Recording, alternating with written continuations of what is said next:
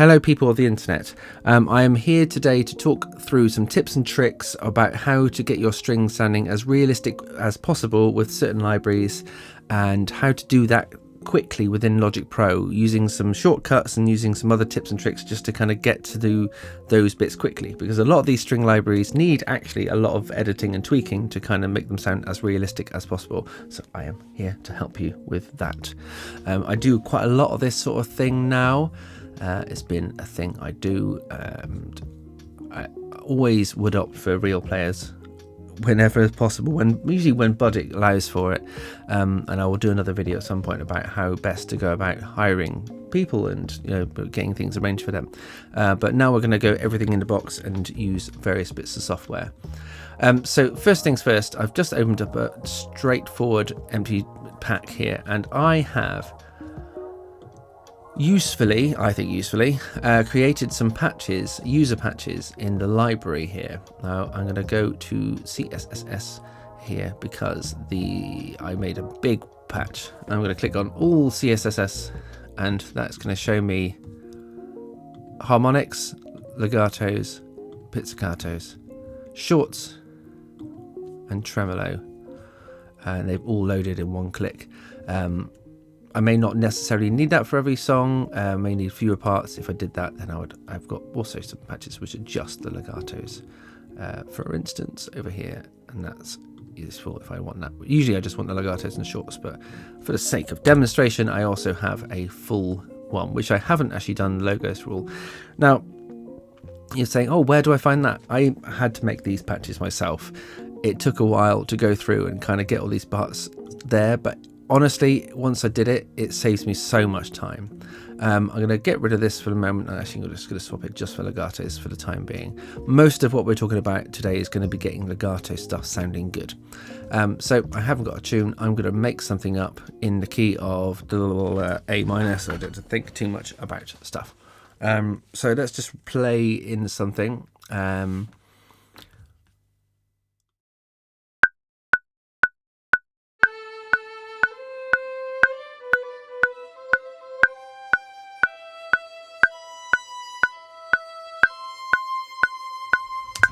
Straightforward, something in A minor. Going to spin back a little bit. With these patches, there are basically, in each of them, I have a instance of one of the string parts, and they are all legato, and they should all be main mix. Or I think, if I remember rightly, actually, violin 2 isn't. That's an accident.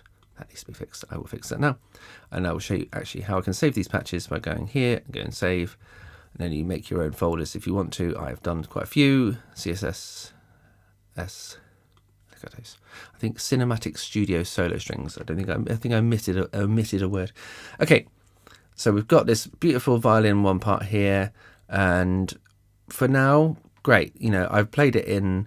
I could have played it in with a modulation wheel and kind of got my dynamics.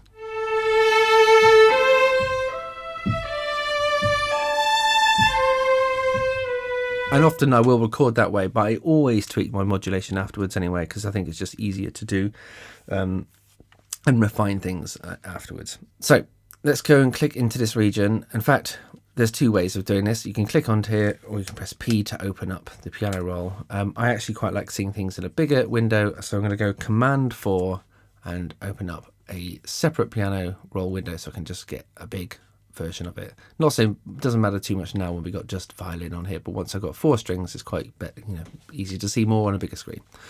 So first things first, I'm going to quantize this. And one thing I highly recommend is I actually made my own keyboard shortcuts. Yes, I am that type of person who makes his own keyboard shortcuts. I'm going to have to find them now, but I ended up... Oh, quantize has an N in it. Okay. Assigning different... I think took over some screen sets, things that I wasn't using anyway. A different keyboard shortcut for different types of quantize. So it just was a quicker way than me going all the way over here and changing this, then pressing Q or whatever, or not having it right set on the right quantize. I don't even press Q anymore in this scenario. I'm going to go Shift 8, and that's going to quantize everything into eighths notes. You can choose whatever you want to be your shortcut. Just makes sense to me. Eighth notes are going to be 8, 16th notes is a 6. I think 32nd notes is a 3. It's just things like that. And I think I've got a few extra bits where it's got another button which does triplets and stuff, but I can't remember what it is. What did I assign it to? Shift command 6, Shift command 8 for 8th triplets and 16th note triplets. So I find that really useful. It's just quicker than me kind of having to change the quantize or not knowing what the quantize is. If you don't have it set like that, or you don't want to change your key commands, then you can just highlight everything by drawing over it or going Command A to select all, and then choosing what you want it to quantize to on here. We should that, or if it's already set to what you want, just press Q and it will quantize it. Okay, so most string libraries that I can think of, and this includes Spitfire string libraries, East-West libraries, Cinematic Studio stuff, I think Vienna stuff as well. I'm pretty sure the contact stuff, or some of the contact stuff, works in the same way. Anything that is legato, and we'll be mostly working on legato stuff, as I said, will need the notes to touch each other, or usually cross over, as in the MIDI notes will need to cross over. So instead of you getting a sound where it's like, you will get, which is what you want. So you want the actual recording or the sample of the note change instead of that kind of sound. I did press star, yes.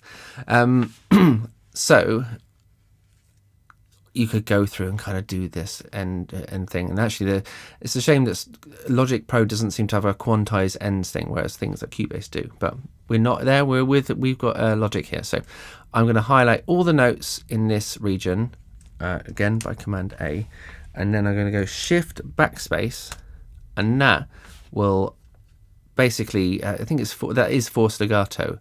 Then we've got all the notes will be touching. There's no gaps between them. Brilliant.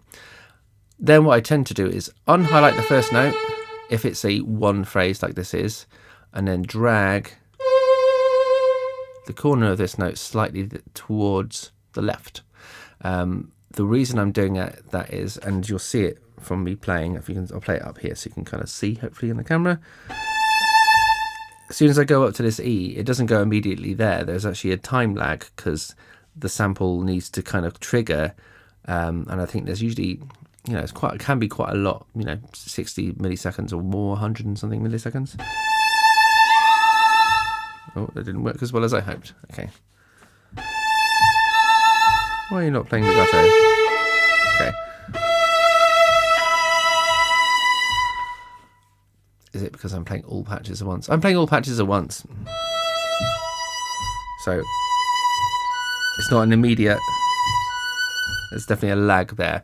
So to get it in time with your project, you'll have to drag things slightly earlier, except for the first note. The first note should trigger relatively on time. Sometimes they don't, you might have to move them slightly, and that's very much pack dependent. So once I've done that drag over, I could then just check it with my tempo, but what I tend to do at this point is actually go Command 9, which opens up the transform section, and then I'm actually going to make all the velocities the same.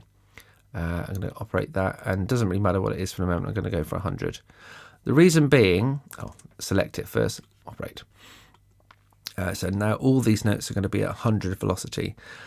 There are several reasons for this. Most legato patches don't respond, apart from maybe the first note, to velocity in the same way as you would if it was staccato. So it doesn't get louder the harder you press it when you get into a legato phrase. Often, and I know this is the case for at least Cinematic and Spitfire, and I think East-West, the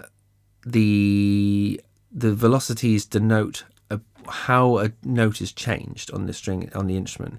So if it's, I wish I had a violin, or wish I could play the violin. This is why I play these things. As you bow this way, you can change the note by rebowing and pressing, fretting a new note, or fingering a new note here, or you can do it on the same bow stroke, and that'll go here.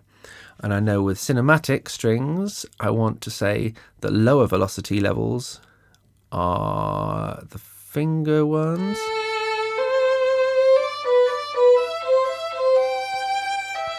Like that. Whereas if I go harder,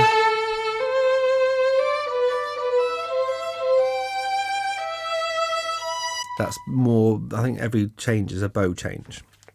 Pretty sure that's how it works on this one. Some of the packs are different. A lot of the packs will have, if you go to the lowest velocity, will make it a portamento or a slide.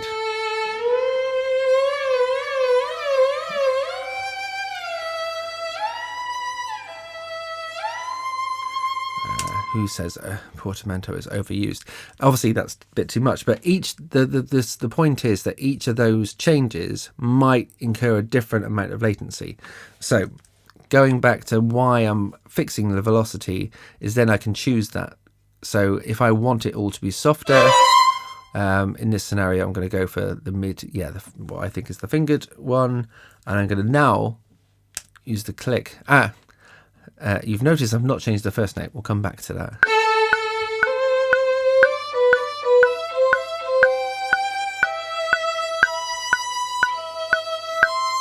Okay, relatively in time, I'm actually going to put it slightly more to the left, and then I'm actually going to pull the ends of the notes slightly to the right. I'm using control when I'm clicking on the ends of these notes. Press control beforehand. If you press control after, it doesn't really work. Oh no, yeah, sorry, the other way around. Clicking, then pressing control. If you press control and click, you get this. Just so I get a bit more fine range of movement, because sometimes if your snap is set to bar or beat or division, then it gets a bit clunky, so it gives me that chance. Anyway, let's listen to this and see if it's in time.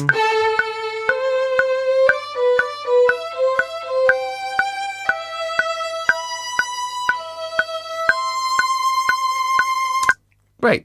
That's roughly in time for me. So then this first note, and again, this is definitely true of Spitfire libraries and the cinematic libraries. I believe it's the same on East West, and I'm going to check that in a minute. But the first note is velocity dependent in terms of how the note is struck.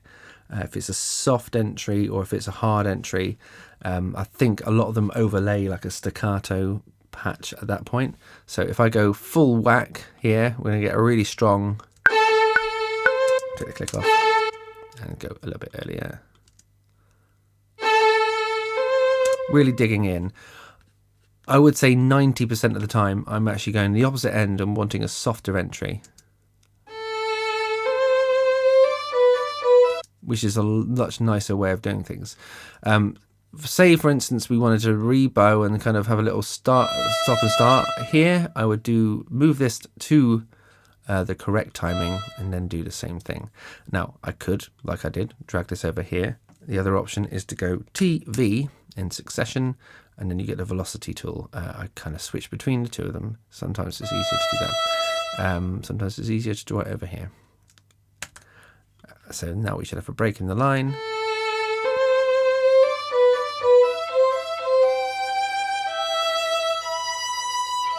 Slightly imperceptible, if I make that slightly longer.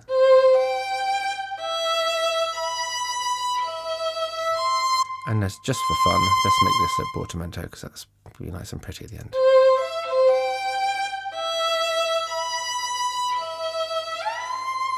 Beautiful stuff. Okay, so that's the main bulk of how I work with the legato, making them sound more realistic. If you don't do those, particularly if you don't do those overlaps, you get some really clunky sounds, particularly on this library. Is why I wanted to show it for some reason. If I kind of had gaps in between, I don't have a gap in between the first one, that will sound lovely, but the rest of them won't.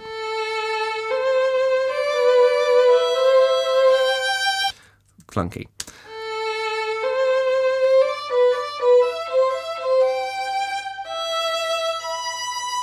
I don't really want that break in the phrase, but it's good enough for example. Okay. Next things I'm going to do is I'm going to copy these and let's make it a unison part for the moment, and maybe I'll put the viola and cello down the octave. To do that, I'm going to highlight both of the regions here, go Command A to select all, and I'm actually going to do another shortcut here, Alt Shift down arrow, which takes everything down the octave. without the shift button, that goes up by semitones. So if you don't know that, it's quite useful.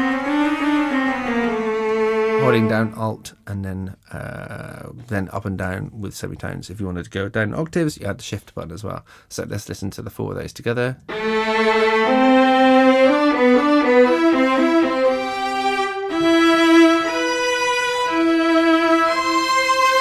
Oh, I lost my portamento. Let's do that. Put it back into these and then use TV to track down the velocity here.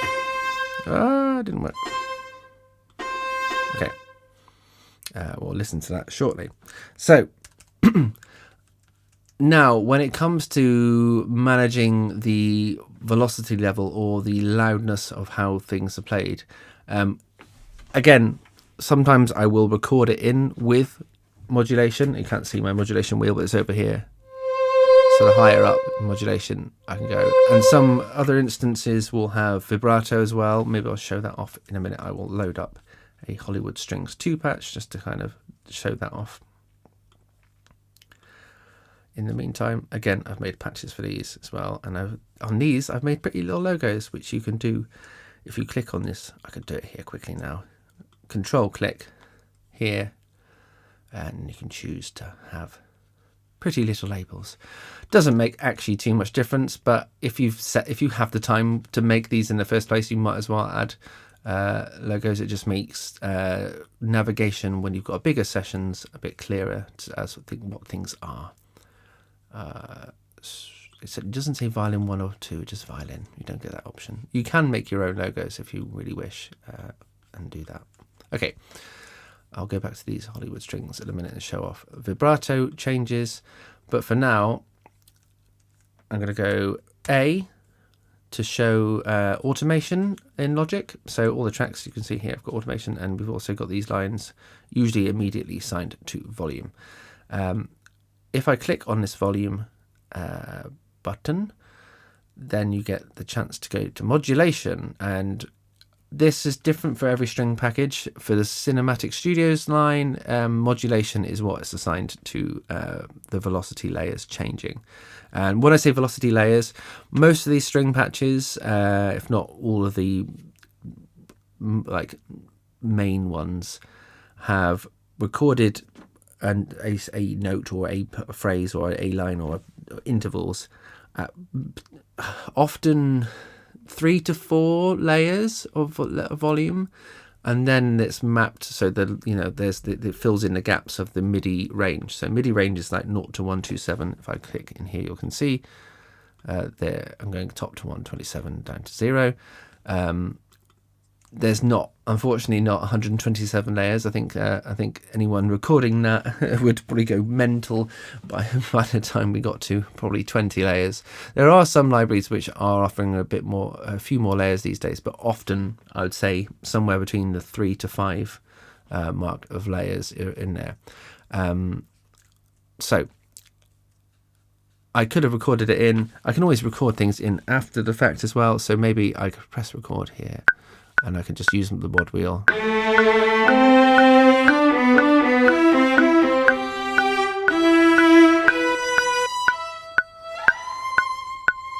I've got a bit wild there. Obviously, I wouldn't do that. But then, this is the thing with Logic. It still hasn't changed. So, I'm actually going to click. Sometimes the modulation used to be on here and you could change it on here, but it looks like when you record it, it doesn't show up correctly. This is where it has worked for a long time. I thought they changed it. They haven't. So if you click on where it says track to region, this shows you the automation just on the region. And if I go down, we will see the modulation here. I tend to do things on the region anyway, so I'm actually going to highlight all these and click on region and open up modulation so we can kind of see what's going on. So let me just solo that violin again. So very unnatural volume changes I've done there.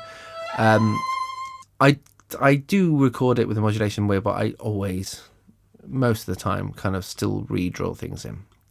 Okay.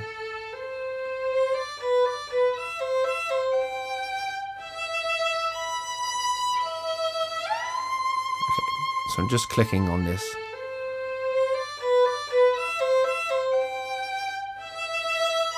Still not the most natural, but it's a bit cleaner than it was. If I can bring everything down.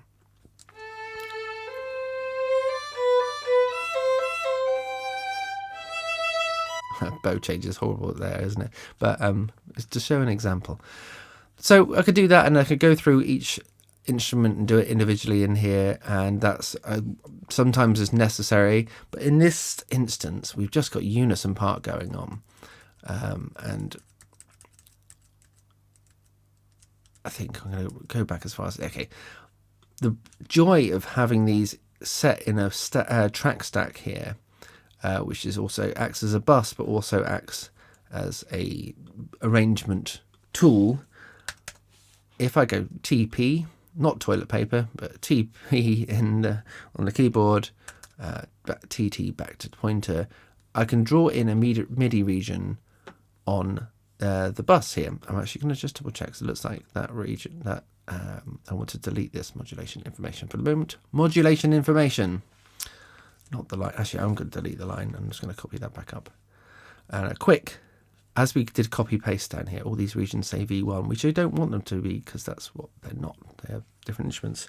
I'm going to go Shift Alt N, and now it's going to assign the track name to the region name. Quite useful when you end up having loads, particularly in audio files, when they kind of give you a 0.1, 0.2, etc. You can just rename them all the same thing. Okay, I've created a region up here in the bus channel.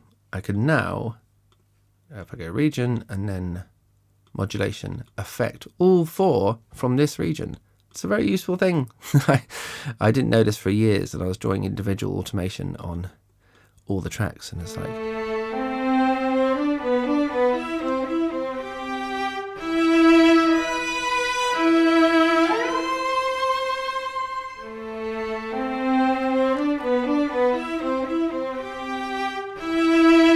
Okay, just for the sake of my sanity, I'm going to make that flow again, because it did not work very well.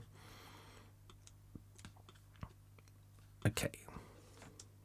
Highlight both. I'm going to go force legato and then just drag it to the right.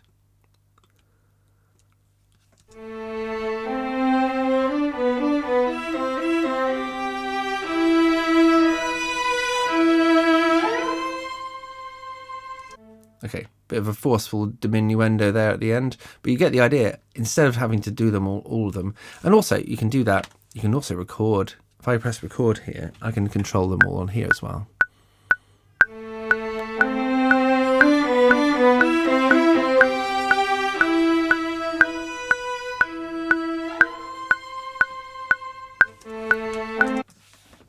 And yeah, all that automation was drawn in by the modulation wheel. So that might be a better way of doing it for you. That's kind of up to your preference. Sometimes it's quicker. Sometimes my modulation wheel performance isn't as good as me just clicking stuff in. Okay, that is pretty much it in terms of legatos. I'm trying to think if there's anything else. I do tend to record things as individual instruments in a section for several reasons. You don't have to do that. You can just use an ensemble patch. I think I come up with more interesting things when I do. This is just an arranging point rather than a process point here. I will often come up with the top line first. I may not stay on violin 1, but often it's violin 1, and then the cello part, and then I might come up with bits in between. So let me just delete that for now, and then maybe come up with something else. So we're kind of A minor, so I'm going to just kind of come up with the second violin part here.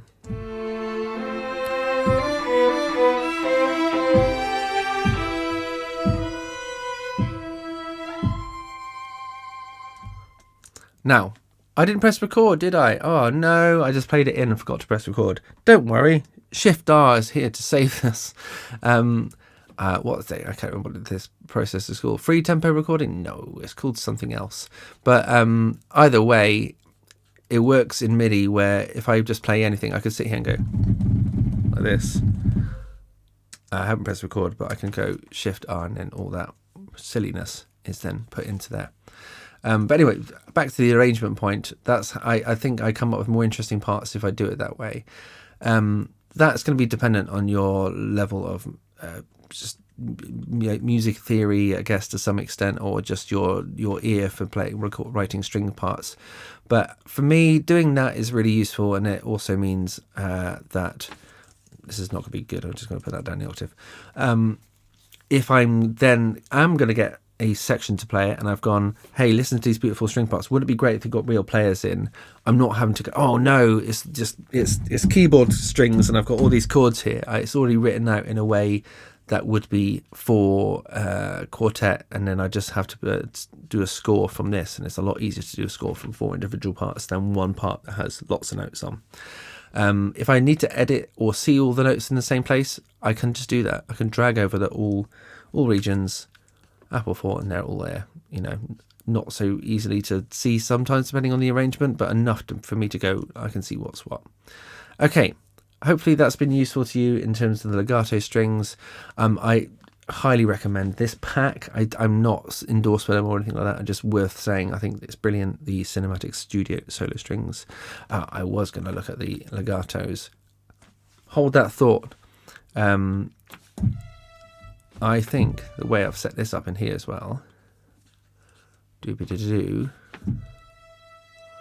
So, okay.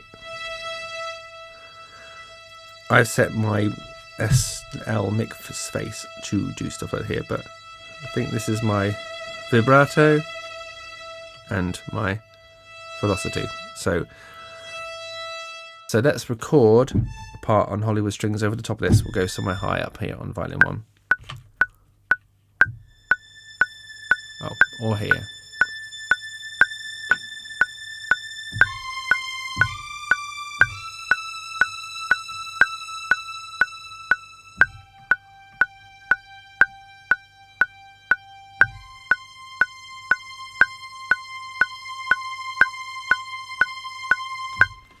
So some string libraries will allow you to have control of that as well.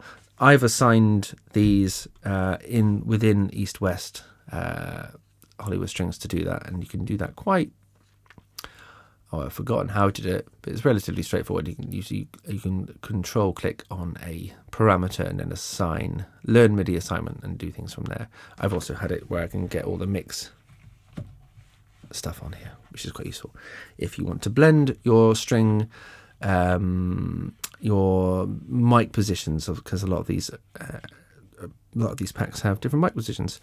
Okay, I am going to stop there. That was quite a lot. I hope you've enjoyed this video and learnt some things, and I'm going to do a follow-up at some point on some of the shorts, particularly for cinematic stuff, because that's really interesting. I think they sound really good, and they're a bit more malleable than some other sample libraries. Okay, that's it for now.